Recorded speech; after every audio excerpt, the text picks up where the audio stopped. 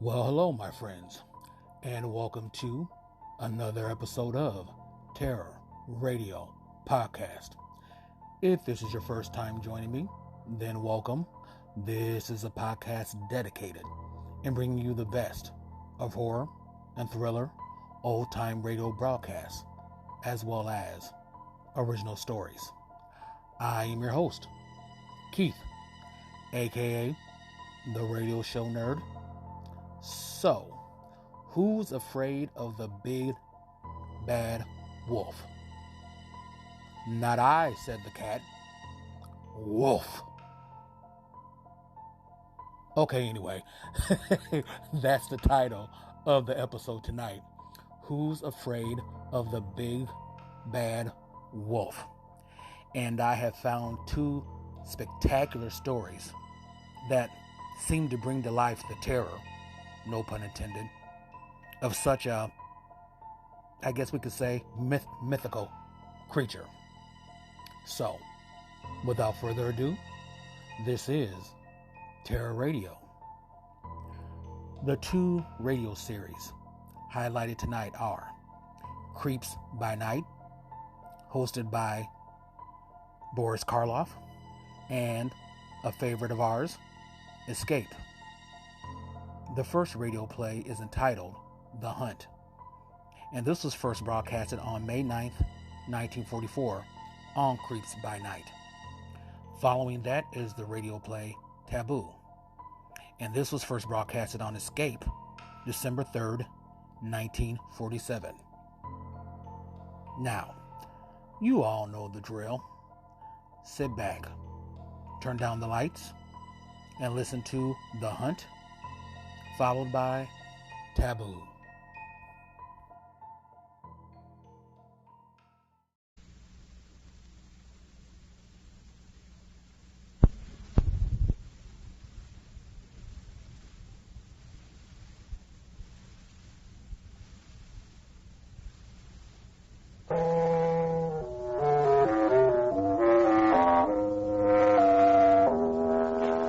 We bring you Creeps by Night.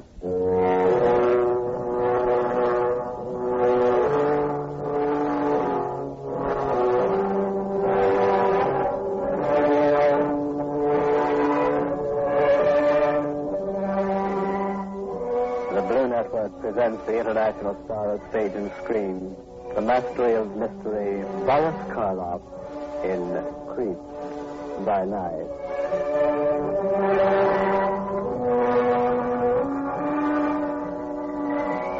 How do you do? This is Boris Karloff joining with you once again for another exploration into the unknown darkness of the human mind.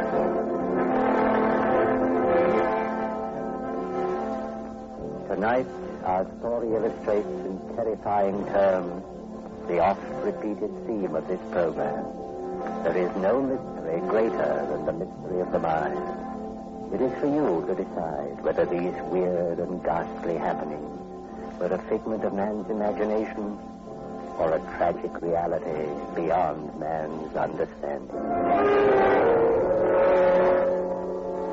Creeps by Night presents Boris Karloff as Loomis Horton in The Hunt.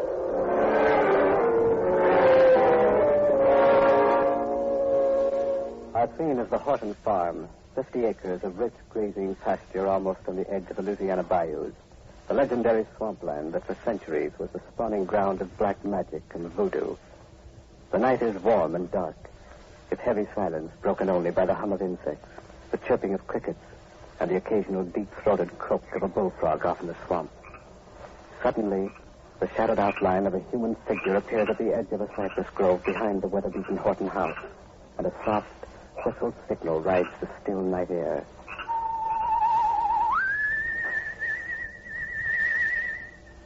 For a long moment, there is no response. Then, a door at the rear of the house opens quietly, and a girl crosses to the cypress grove, her eyes searching the darkness. Yes? Right here, Julie. Jeff, you shouldn't have come. He's in one of his black moods tonight. I gotta go right back in. He'll kill me if he finds me here. He won't kill nobody. I'm getting fed up with him ruining your life, Julie. Got a mind to tell him a thing or two. It won't do any good, Jeff. What right's he got keeping you from getting some fun out of living? That's what I want to know. He's my brother. That don't give him no right to pen you up. You ain't one of his stinking sheep. Jeff, please not so loud. He'll hear you. I don't much care if he does. Please, Jeff. I'll be the one to suffer. Oh, I'm sorry, Julie. Only it makes me mad clean through when I think of him treating you the way he does. I want to marry you, Julie, and take you away from here. The story's going around the village. What do you mean, Jeff? I don't like to say it, Julie, but the folks are talking about your brother Loomis. Talking? I don't understand. Well, Bert Peevely and Bill Mason come through here night before last hunting coon. Said they saw Loomis out in the east pasture digging a grave. A grave? Yeah. He's burying something. You know what it was, Julie? Got any idea? No. I don't, Jeff. But what? Oh, I shouldn't be telling you this, Jeff. It won't go no further, Julie. Promise. Hope to die. Well, I heard Loomis talking with the hired man. I heard him say something comes out of the swamp at night. Out of the swamp? Yes. They don't know what it is. But come dark, Loomis hardly never goes without his shotgun. Sound like voodoo to me, Julie. I gotta take you away from here. It ain't healthy. Oh, you can't, Jeff. Not till I'm 18. Not for 2 months yet. How am I going to sit around for 2 months thinking about you shut up in a house with that crazy man? You got no right to say that, Jeff. I got every right. Digging graves at night. Burying Lord knows what, and talking about things coming out of the swamp. I ought to say something to him about all this. You can say it right now. Oh. Evening, Mr. Horton. Get back into the house, Julie. Hold on a minute, Mr. Horton. Get into the house. I'm going, Loomis. Bye, Jeff. Julie, wait. Let her go. You got no right treating her like you do. I got a right to do as I please. She's my sister and she's underage. Now get off my land and don't come back. If I catch you here again, I'll horsewhip you. I don't scare easy, Mr. Horton. No? Perhaps I got something in the house that may change your mind. I'll give you 5 minutes to get off my land. I'll leave when I'm good and ready, and not before. I'm going back indoors for a shotgun. And if you're still here when I come out again, you'll get a load of buckshot. Remember that.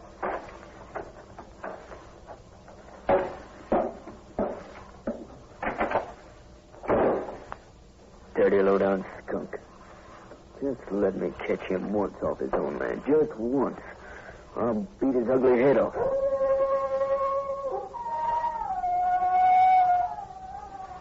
What's that? Sounds like a wolf.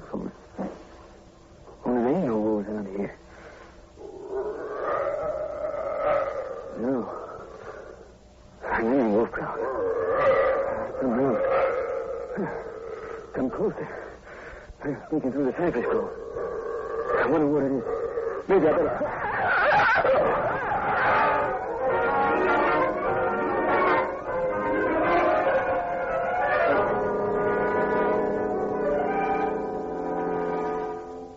I'm afraid there's not much I can tell you, Professor Taylor, except that it happened 5 weeks ago. State police moved in on the case right after the boy's body was found. Frankly, we didn't get very far. It's still an unsolved mystery. I see. You know, of course, why I'm here, Sergeant. Well, all I know is we had a letter from the State University saying you were coming down to do some research on the case. Yes, exactly. Now, as I understand it, Sergeant, the boy's throat was considerably lacerated. Worse than that. There wasn't any throat left. You're convinced it was an animal? Well, what else could it be? No human could rip a throat open like that. Were there any tracks? No, the ground was pretty hard. And what stopped us cold was our bloodhound couldn't pick up a trace of scent. No animal scent anyhow. How about human? Well, only the Hortons and the hired man, Andrew. They don't count. Thing happened on Horton land, so naturally you'd expect it. Yes, of course. Tell me, this Horton you mentioned. Loomis Horton, his name is. Does he keep a dog? A savage dog? No, won't allow one on the place. He investigated the dog angle, but there isn't one like that in the whole parish. Curious. Very curious. Where is the Horton farm located, Sergeant? About 7 miles out of town. County road. Did the boy live or work there?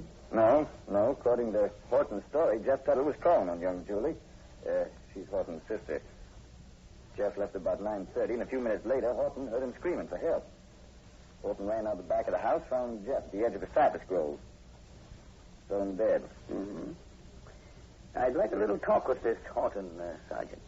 Well, I don't know. He's a queer duck. Doesn't take much to strangers. And doesn't take much to anybody, as a matter of fact. Really? Well, he puts in most of his time looking after his farm and his sheep. Keeps one hired man. Between the two of them, they manage pretty well. Then there's his young sister, the girl Jeff Tuttle was calling on. He doesn't let her out of his sight. Keeps pretty much cooped up in the house. Nice-looking girl, too. Mm-hmm. Would it be possible to drive out to the Horton farm tonight, Sergeant? Let's see, 10 minutes to 8. It'll be dark by the time we get there. Well, you're not afraid of the dark, are you? I'm not afraid of anything I can see. Let's go.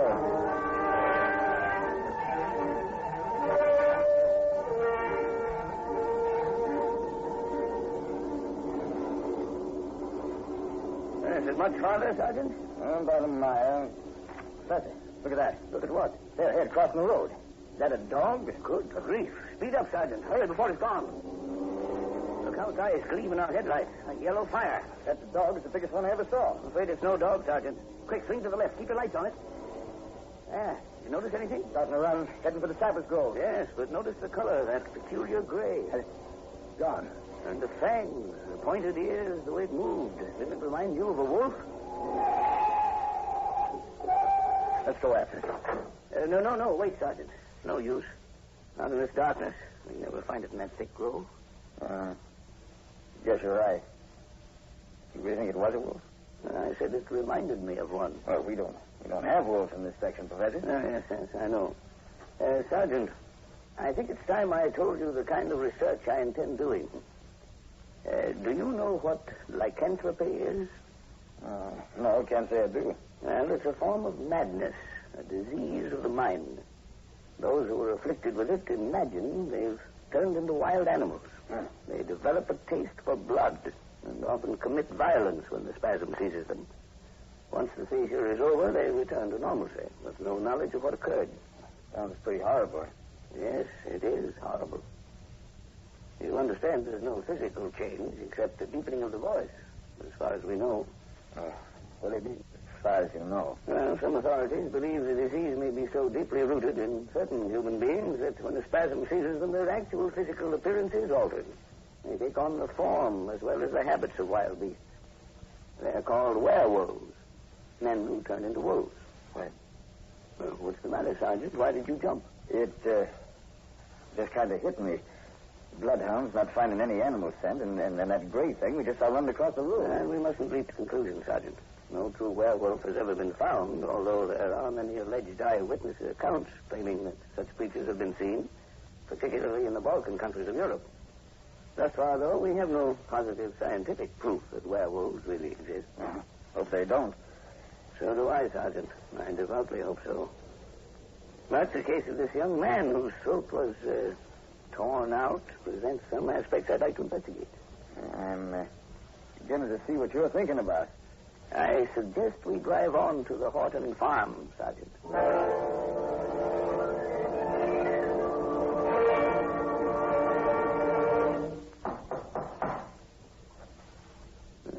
Doesn't seem to be anyone home. The light upstairs, out in the parlor. Seldom goes out at night. How old a man would you say he is? 45, 6. Somebody's coming. Yes? Who is it? Sergeant Moran, State Police. Just a moment. Sounds a bit out, breath. Don't be scared when you see him, Professor. He's not too pretty to look at. Sorry to disturb you, Mr. Horton, but... What do you want? This is Professor Taylor of State University. I'm pleased to meet you, Mr. Horton. Yes? What is it? May we come in? I was just going to bed. We'll be just a few minutes. After you, Professor. Thank you. Professor Taylor came down from the university to do a little investigating on Jeff Tuttle's case, Mr. Horton. I'd like to ask you a few questions. Sick and tired of answering questions. I've told you all I know. What more do you want? And you can explain it better than I can, Professor. Go ahead. Yes, of course. Well, you see, Mr. Horton, my investigation is purely scientific. It has nothing whatsoever to do with the police. Now? I'm merely trying to determine whether the brutal attack on the young man was made by a human or an animal. Or perhaps a combination of both. I don't know what you're talking about. You've heard of werewolves, haven't you, Mr. Horton? No, and I'm not interested. I told you I've had enough of questions. Hasn't a man a right to a little privacy? Well, there's no need to get sore about it, Horton. I don't like being questioned. I don't like to have people barging in on me at all hours of the night. This is my house, and I'm going to live in it the way I see fit, which means without uninvited visitors. Of course, Mr. Horton. It isn't my intention. And another thing. I own the property from the county road to the bayou and north to Kurt Schultz's pasture. If you took the time to notice, the land's posted. Now, this is a warning. The next person, man, woman, or child who sets foot on my land is going to get a load of buckshot.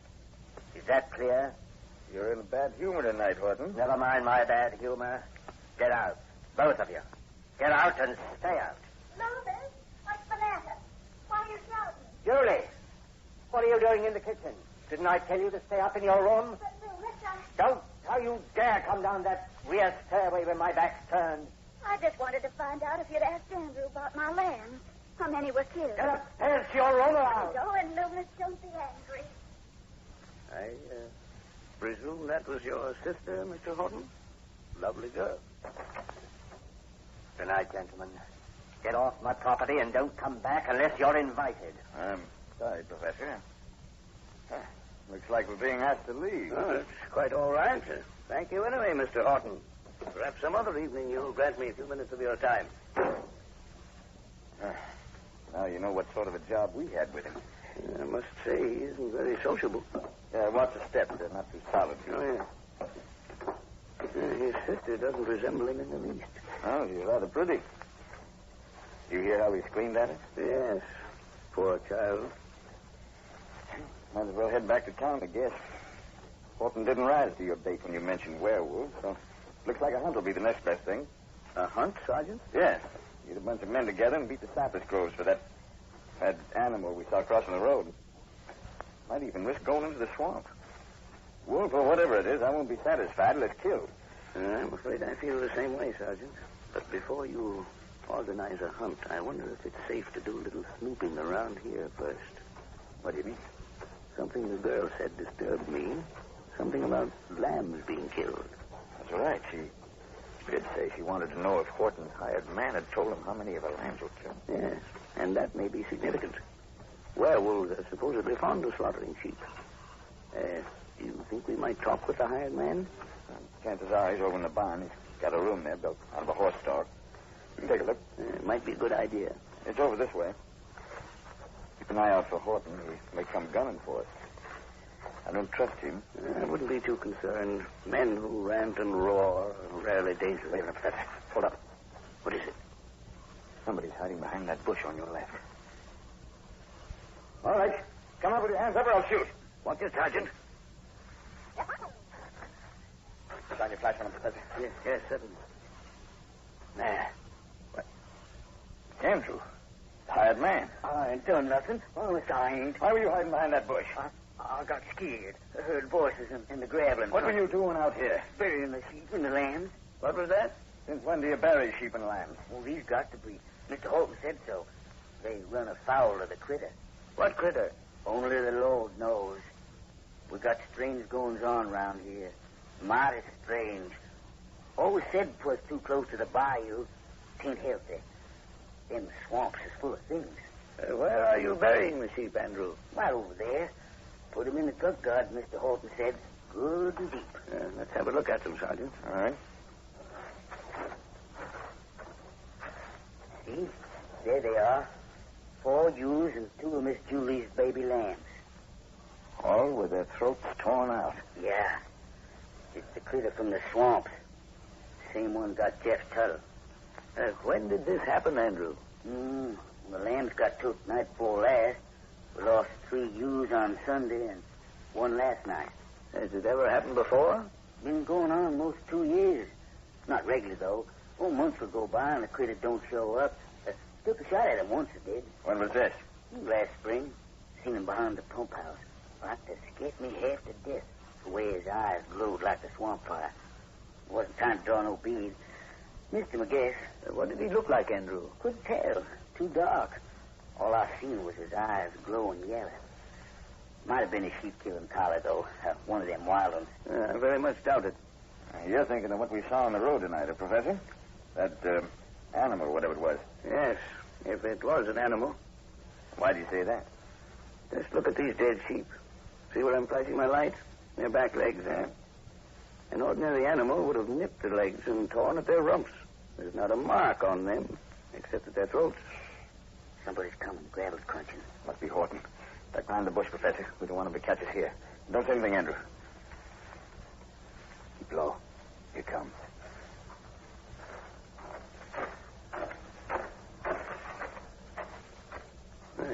Passed right on by the bush. How long is it going to take you to get those carcasses buried? All night? It ain't too easy in the dark. Do better with a lantern. I told you, no light. Hand me the other spade. I'll help you. Start shoveling. Kind of like a shame to be putting good meat underground. How many times must I tell you it isn't good meat? Poison.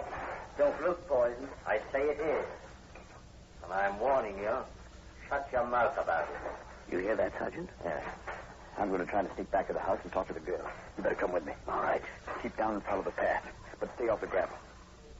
I've got a hunch we're going to uncover something tonight. Yes. Perhaps more than we realize.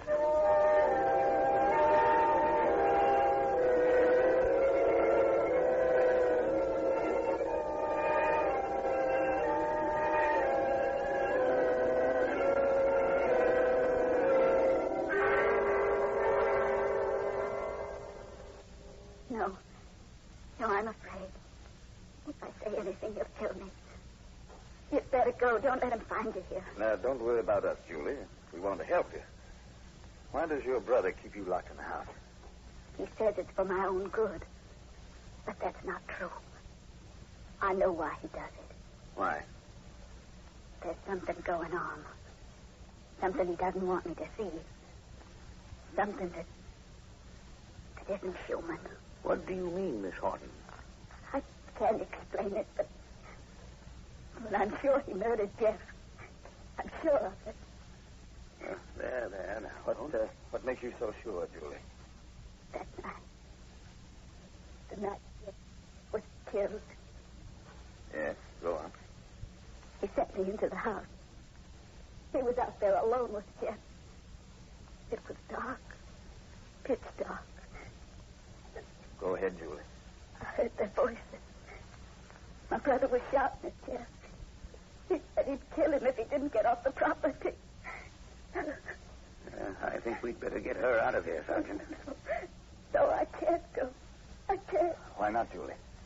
He'll follow me. He'll do to me what he did to Jeff. Sergeant, someone's coming. I hear footsteps on the front porch. All right, quick, get her out the back way. Take her to the car and wait for me there. You know where it's parked. The county road right at the entrance to the farm. Yes. Well, come, my dear. No, I'm afraid. Well, there's nothing to be afraid of. Everything's going to be all right. Julie. Julie, where are you? She's gone, Horton. What are you doing here? I want to talk to you. Where's my sister? What have you done with her? I told you she's gone. Where is she? Answer me. Where is she? You don't have to worry. She's safe. Safe. Safe? Tell me where she is. Take it easy, Horton. Take it easy. She's with Professor Taylor. We're going to take her away from here. You're going to take her away. You're going to take her away. Over my dead body. Don't be a fool, Horton. Put that face down. Put it. Julie. Julie. Julie!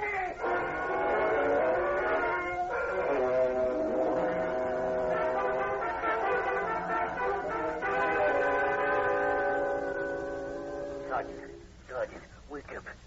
You gotta wake up. Terrible things is happening. Sergeant. Please wake up. I hate it, I tell you. I hate the critter. It's come from the swamp again. What happened? Sergeant, it's me, Andrew. We gotta go after it. After what? The critter. I hate it, howling for blood. Where? Where'd you hear? Out near the county road. Good Lord. Help me up. Hurry.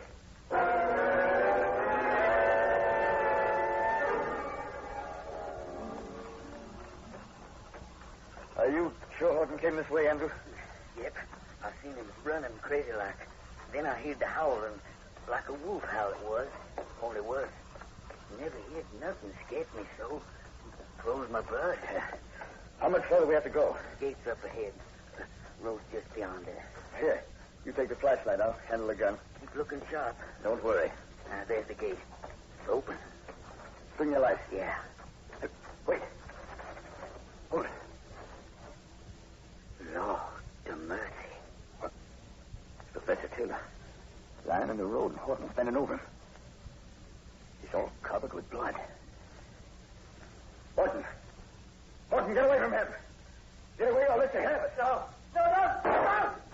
You got him. Professor, are you all right? Yes, I'm all right. Horton. He's dead. You're bleeding, Professor.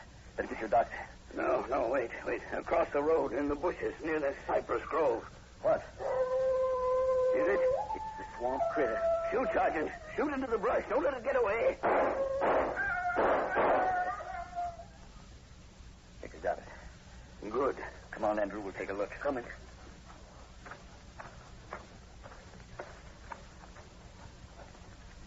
Flash your light. There. In the bushes. Lord to mercy. What is it? It's an animal. With a human face. Must be a werewolf. Dead, ain't it? Shot through the head. Sure. Come on back.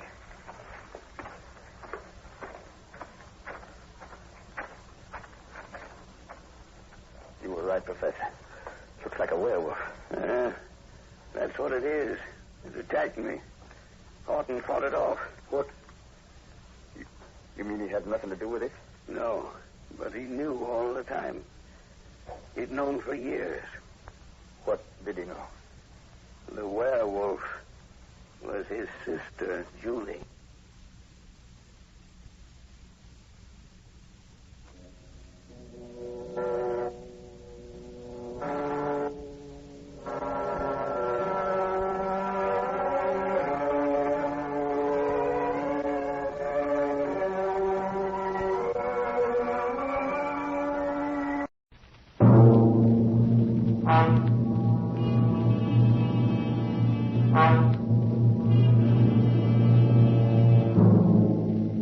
You are alone in the dark forest, and behind you somewhere is the werewolf waiting to drink your blood.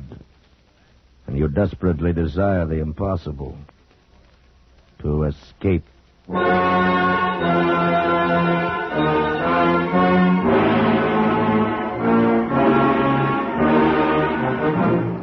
Escape, produced and directed by William N. Robeson, and carefully plotted to free you from the four walls of today for a half hour of high adventure.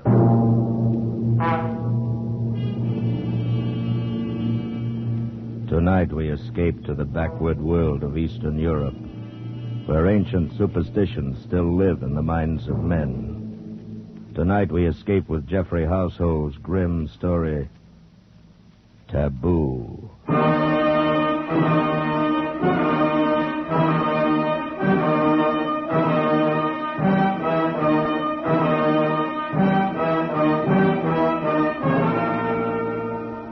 Among semi-civilized peoples, there has always been widespread belief in werewolves, those fantastic creatures supposedly able to turn from man or woman into wolf and back again at will. This belief is still widespread among the simple folk of eastern Hungary, in the district around Zweibergen, high in the gloomy Carpathian Mountains, and I must admit not without some reason.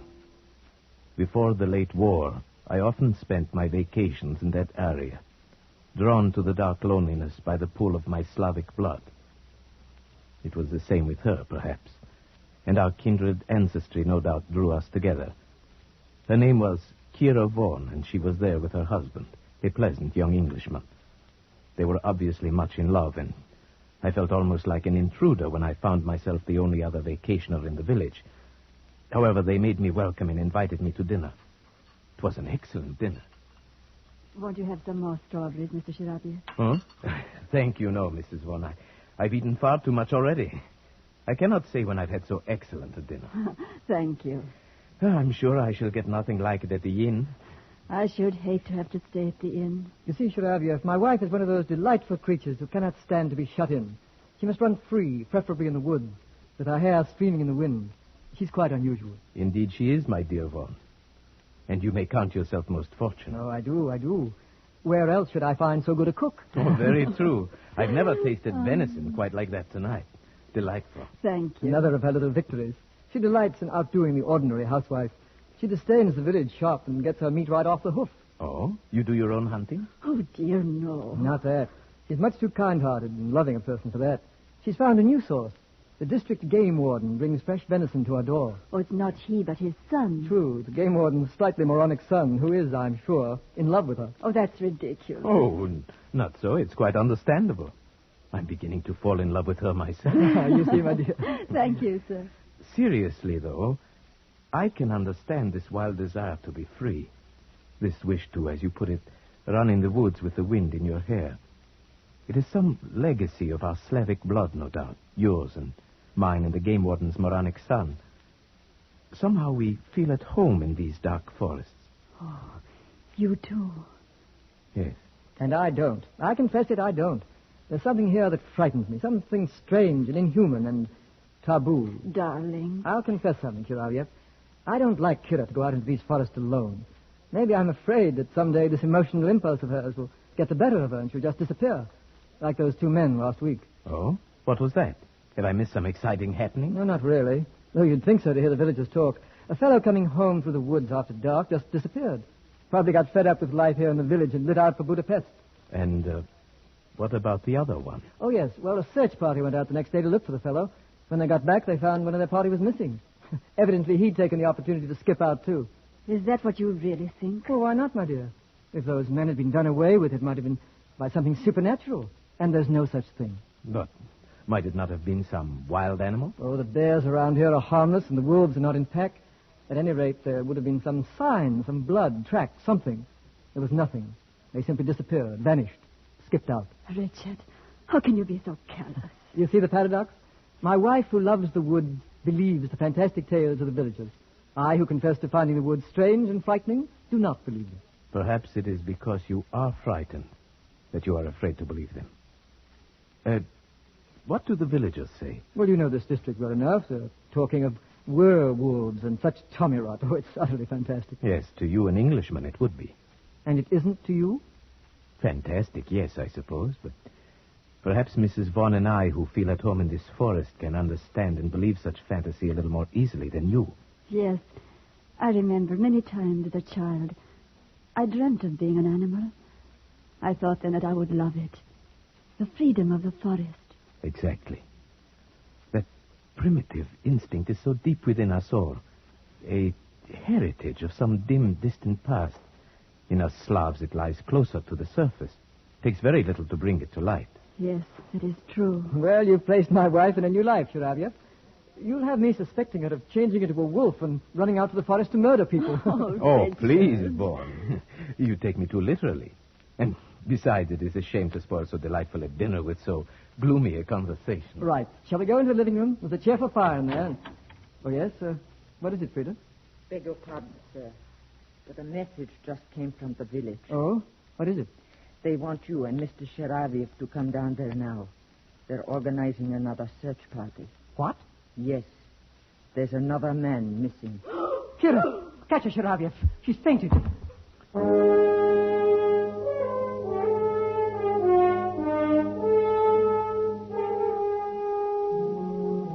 It was only then I realized that these people were under a terrible tension.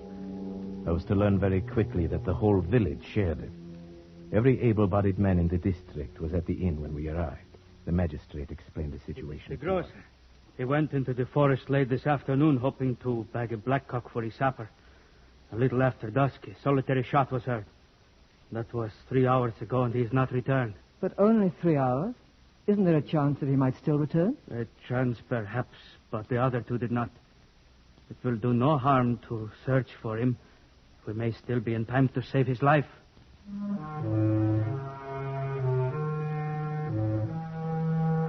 We searched most of the night, And then next morning, Vaughn and I went out again. We climbed to my favorite spot for hunting blackcock, and then followed the trail down to the village, the trail the missing grocer would have taken. I was beginning to be a little exasperated at Vaughn. He seemed to be so casual and uninterested, as if he were convinced that this one, too, had merely skipped out. But I underestimated him. He was a skilled tracker, and suddenly he did show some interest. Wait a minute. Someone has turned aside from the path here. Hmm? He was in a hurry. I wonder why. I think you are right. There are some broken branches. Why? Why here? It's hardly likely anyone would go plunging into that thicket unless he had a reason. Wait. See that big white rock behind the thicket? When you're being followed, it's comforting to have a clear space around you. You'd feel safe up on top of that rock with a gun in your hands, if you got there in time. You may be right. Let's go up. Righto. We forced our way through the underbrush to the rock. It was 30 feet high on the downslope side, and a hot spring at the foot of it bubbled out of a cavity scarcely 2 feet wide. We made our way up to the slope, around it, and came out on top. There was nothing there except for some ivy in the cracks, and one small, stunted tree. Aha! Look at that. Where? The tree. The entire base has been shattered by a charge at close quarters. Perhaps that was the shot that was heard. Oh, you're right. It must be. They say there is always a tree between you and it. What do you mean, it? The werewolf. Well, this must have been a baby one then. That mark is only 6 inches off the ground. No. I think the man's gun went off as he fell. Perhaps he was followed too close as he scrambled up. About here would be where his body would have fallen. Do you see anything? I don't. No blood stain. Yeah, well, wait. Look here. Oh, but it's just a tiny spot. Well, it's enough. It's blood, all right. And something more. A tiny bit of tissue. Let me see. Yes. Brain tissue. It must have come from a deep wound in the skull, made by something like an arrow or a bird's beak. Or maybe even a sharp tooth. But where's the body? There is absolutely no other sign. No evidence of its being dragged off anywhere. No, I can't see any either. It's very strange. But at least we know one thing, Vaughn. This man did not just skip out. This man was dead or dying.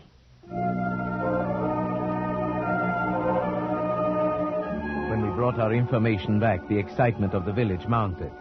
The peasants crossed themselves, and at the inn, the old tales were being told. That's old Weiss, the game warden, talking now. And Josef Weiss, his son, beside him. The moronic son? Yes. The old man was a character, too. Listen. The biggest one my grandfather had seen, and it followed him in the forest.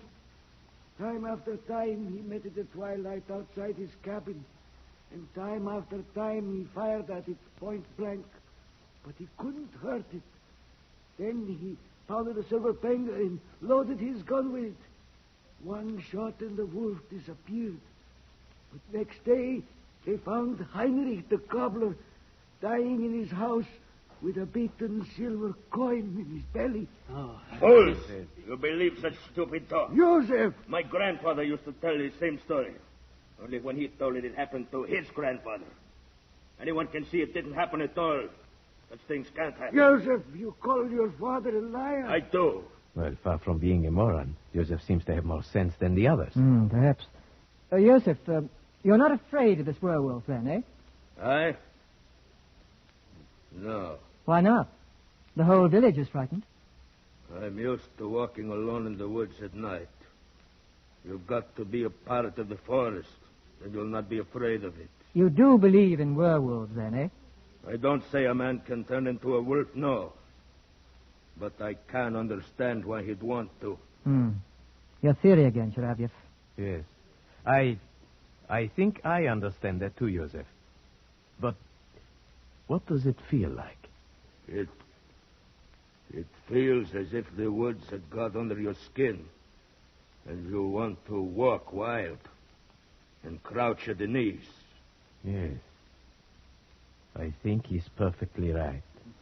And, you explain it by some primitive urge? Possibly. There may be many reasons. Physical hunger could be one. We sometimes forget that man was once a fleet-footed hunting animal with all the necessary instincts. Hunger. Yes, we all know about that. About what it can do to a man. I've been trapped in a cliff for 5 days. I know. None of you have suffered hunger as we did in the prison camp during the war. None of you knows what it is to eat. Joseph, let's not talk about it. He gets so upset remembering. Well, we'll have to go on searching for the body and for the werewolf. You'll not find it. Not until you arm yourselves with silver bullets. Perhaps it is gone now, whatever it is. The search parties may have frightened it away. It wasn't frightened by the first search party. It simply took one of them. Now it is still here. And it will strike again. You may be sure of that.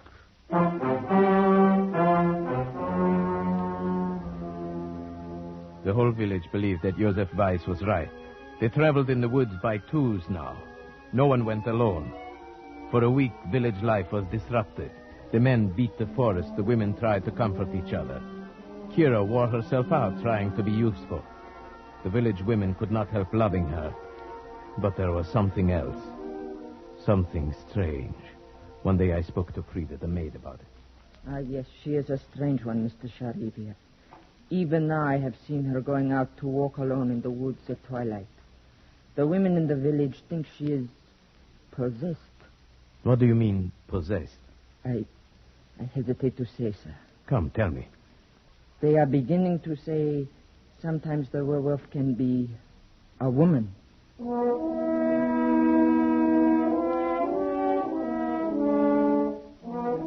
At first, the suggestion seemed so ridiculous to me that I hesitated to speak of it. But then I decided to tell Vaughn before this rumor could reach Kira herself. He was naturally much upset. That settles it, Shirabev. We've got to do something. Something, yes, but what? There's only one thing we can do. Track down this supposed werewolf. But that's what we've been trying to do for a week. How can we do... It's really very simple. We'll offer him bait. Bait? Who will be this bait? You and I, Shirabev. If you're game. Why, yes, of course I'm game. Good. But how? Are you going to tie me to a tree and watch out with a gun? That's about right. Only we'd even tie you up. And since it was my idea, you can have first turn with the gun. Are you a good shot? Right. This is no time for false modesty. Yes, I'm a good shot. Very well. It'll be night, and we'll have to shoot with only the moonlight. Where do we go? To the rock? Exactly. And the sooner the better. Tonight? Tonight. And say nothing, absolutely nothing, to anybody. Especially to Kira. I understand. This is between us. Either we win, or we simply disappear.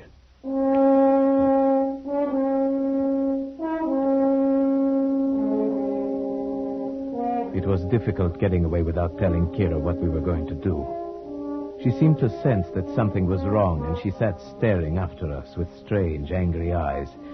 In the village, Vaughn and I parted and made our ways to the rock separately. I reached there first and settled myself on top of the rock, almost covered by the ivy, the gun across my knees. Presently, Vaughn appeared on the path, and I gave the signal that I was there and ready.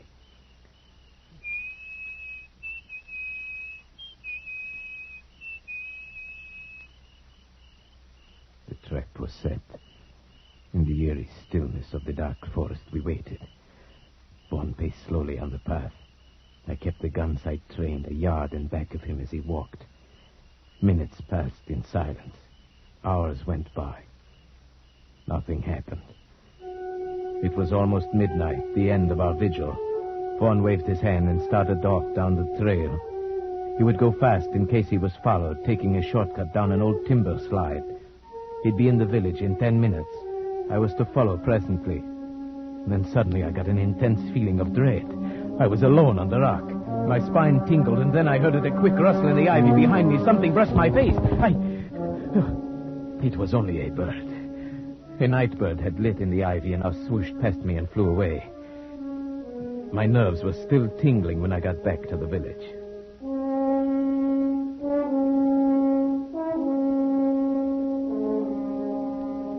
Next day, when I went to see Vaughn, he gave me a warning glance. Kira was suspicious. I could see the question in her eyes when she greeted me. So, Here is the other culprit. Which of you is most to blame for keeping such late hours? Why, I suppose to keep peace in the family. I should say it is I. No, you can't get him off that easily. I'm the only culprit, my dear. You see, I've never hunted deer at night. I asked Shiraviev to help me. I suppose you shoot the poor things while they sleep. Oh, no, while they're having their dinner, if possible. You're cruel and heartless, both of you. Oh, it's no use letting her start an argument, Shiraviev. I'll go get us a drink. Oh, yes, thank you. I'd like that. Why do you look at me like that? Was the hunting good last night? No, not very. And we didn't get anything, as you see. I'm afraid you'll still have to depend upon Joseph for your venison. Where did you hunt? Why, simply in the forest. Nowhere in particular. You're not telling me the truth, are you? My dear, I don't know what you're thinking, but I assure... Oh, never mind. I suppose it is best I don't know. But take care of him, please. Of course I will. If anything should happen to him. But what could happen? You know. You understand these things.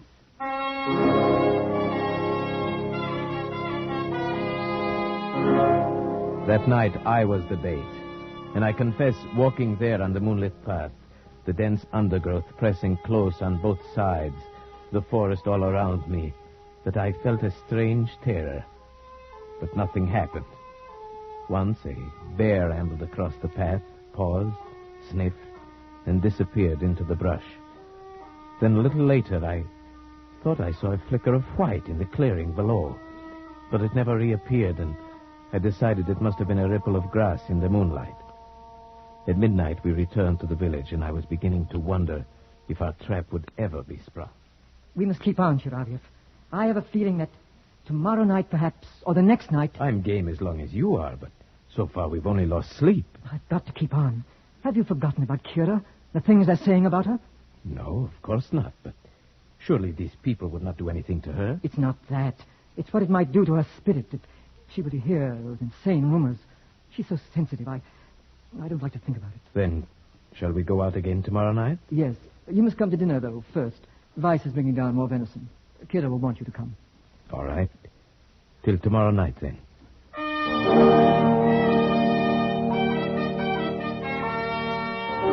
After dinner, we went out for our third night on the rock.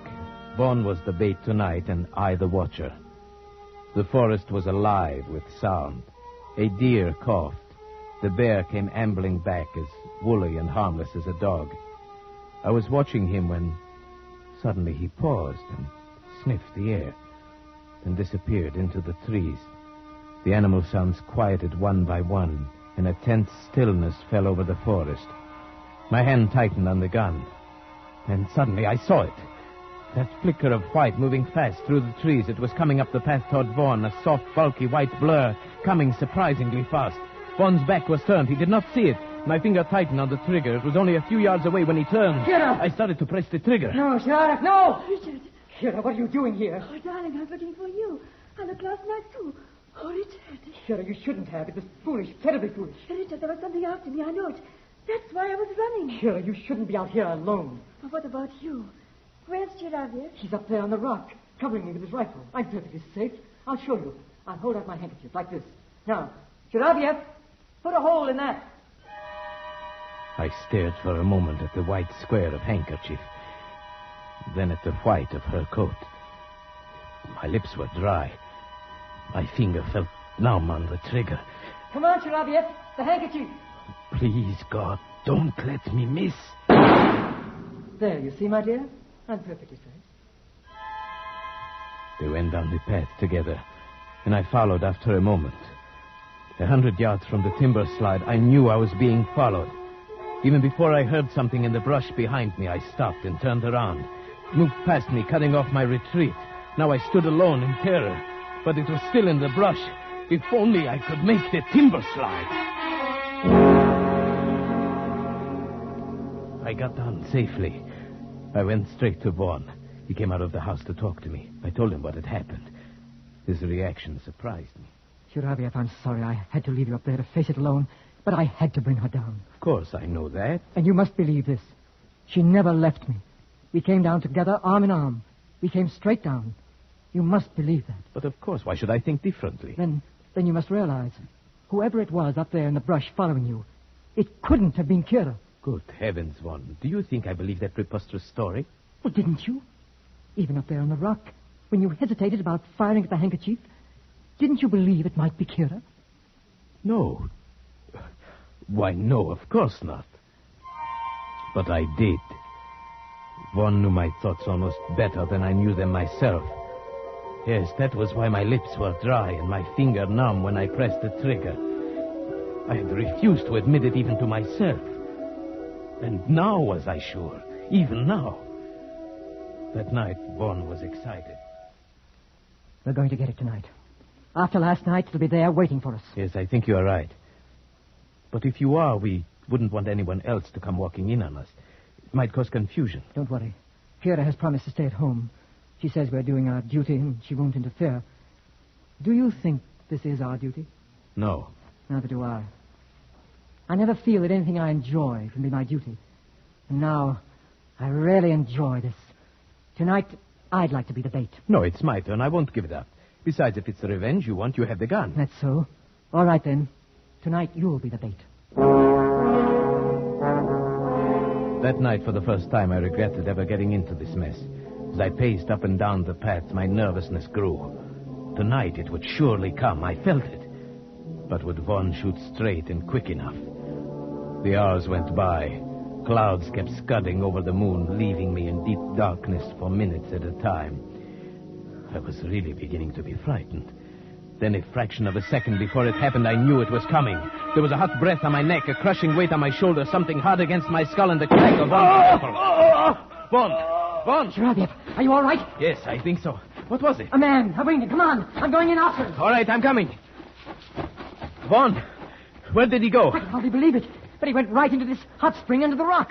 But there's hardly opening enough for a rabbit. He went under the water. Come on. Wait, Von, I'm coming with you. We plunged into the spring, wriggling our way forward, not knowing what to expect.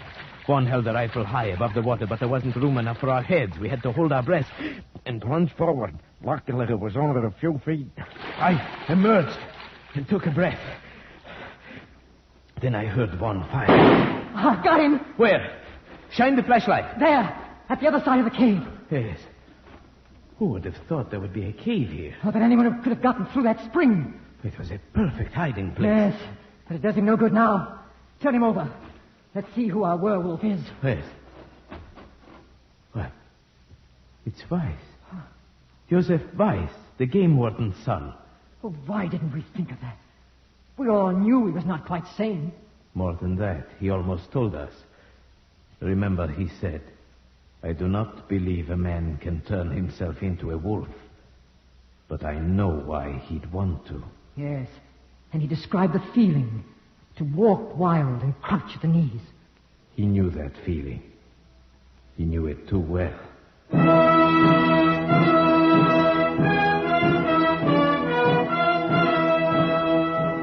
Beside Joseph Weiss, we found a murder weapon.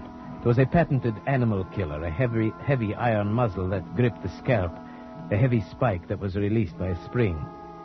His hiding place was even more perfect than we had supposed. When the magistrate investigated, he found a passage from that cave which led underground for more than a mile, and finally to the game warden's house, where a ladder led into his cellar. Undoubtedly, Weiss found that dry underground river one day and realized he could use it. Perhaps that is what caused his mind to snap. Yes, it released a long pent-up spring in him, like that weapon he used. He saw that he could run in the woods like an animal, disappearing and reappearing with perfect safety. It even offered a place to bury his victims without a trace. And so your theory proved correct, that there's a murderous, primitive instinct lurking in some people. Yes. Well, it's all explained excepting what he did with the bodies. It would serve no useful purpose to speculate on that now. Yes, I suppose you're right. Kira, you haven't said anything. Why did you have to shoot him? Kira, he was a murderer. He tried to murder Shiravyev. Is it murder when a wolf kills? A dumb animal? Frightened of intruders? Kira! You understand what I mean, don't you, Shiravyev? You understood that night when you shot the handkerchief. Just as I have. It might have happened to any of us, you see. Kira, what do you mean? Take me away from here, Richard. Just take me away quickly.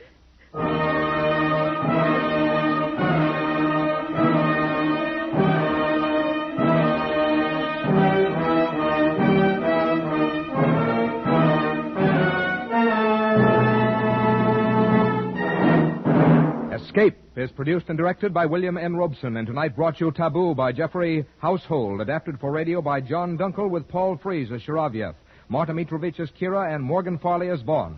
The special musical score was conceived and conducted by Cy Fure. Next week... You were standing on a bridge over Owl Creek with a noose around your neck. You have only a few seconds left to live. A few seconds left to plan your escape. Next week, we escape with Ambrose Bierce's famous story, An Occurrence at Owl Creek Bridge. Good night, then, until the same time next week when we again offer you Escape. This is CBS, the Columbia Broadcasting System.